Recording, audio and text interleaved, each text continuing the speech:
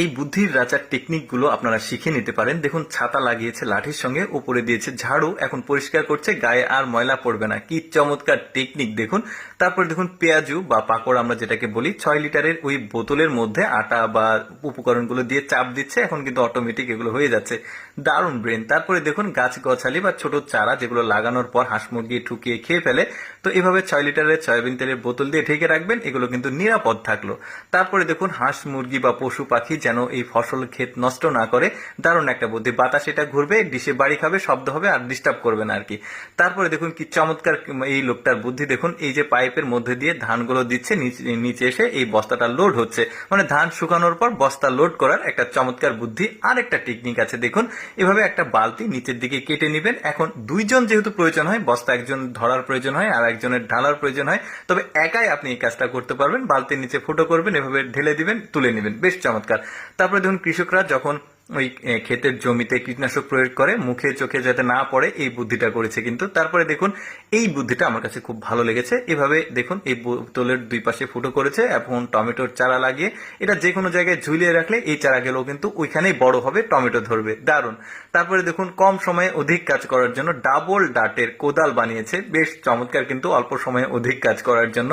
আচ্ছা, coil stand হিসেবে রাখতে কয়েকটা টেকনিক আপনারা অবলম্বন করতে পারেন। যদি বাড়িতে আপনি স্ট্যান্ড খুঁজে না পান, এই ধরনের ছোটখাটো ইকুইপমেন্ট কিন্তু সবার বাড়িতেই থাকে, আপনারা চাইলে এই পদ্ধতিটা অবলম্বন করতে পারেন। দেখুন, এই যে এই জিনিসটাও, ক্লিপটা সবার বাড়িতেই থাকে মোটামুটি। তারপর এই ধরনের একটা বক্সের মধ্যেও সুন্দরভাবে কয়েল চালিয়ে সেভ রাখতে পারেন, ময়লা হবে না নিচে। তারপরে দেখুন, এই বুদ্ধিটা বেশ চমৎকার, গাছে পানি দিচ্ছে যাতে গাছগুলো মরে না যায়, সুন্দর ঝর্ণা বানিয়েছে। তারপরে দেখুন, গাছের গোড়ায় ওই যে সার পড়লে নষ্ট হয়ে যায়, তাই এই বুদ্ধি করেছে। দেখুন, এই যে এইভাবে আপনারা দিতে পারবেন, তাহলে চারাটার ক্ষতি হবে না।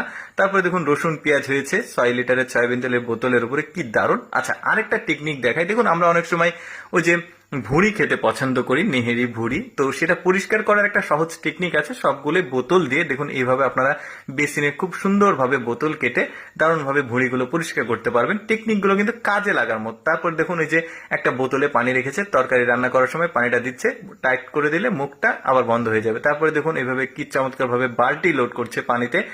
এই যে সহজ টেকনিকগুলো, বলতে পারেন যে এই লোকটা বোতল রাজা আর কি। দারুণ বুদ্ধিগুলো, এটাও কিন্তু আমার কাছে বেশ জোস লেগেছে। ধরুন, আপনার বাসায় ঝর্ণা নাই, আপনি কিন্তু এভাবে বোতলের নিচে ফুটো করে আপনি কাজ চালিয়ে নিতে পারেন আর কি। অল্টারনেটিভ বুদ্ধি, ইনস্ট্যান্ট ব্রেন যাকে বলে, বেশ চমৎকার। তারপরে হেলমেট বানিয়েছে 6 লিটারের সয়াবিন তেলের বোতল দিয়ে। তারপরে খড় কাটার সময় মুখ চোখে যেন ধুলো বালি বা খড় না লাগে, দারুণ বুদ্ধি। প্রতিটা বুদ্ধি কিন্তু ইউনিক ছিল। দর্শক, কেমন লাগলো আজকের এই বুদ্ধি রাজার বুদ্ধিগুলো কমেন্ট করে জানাবেন। আর এইরকম ভিডিও প্রতিদিন দেখতে আমাদের পেজটি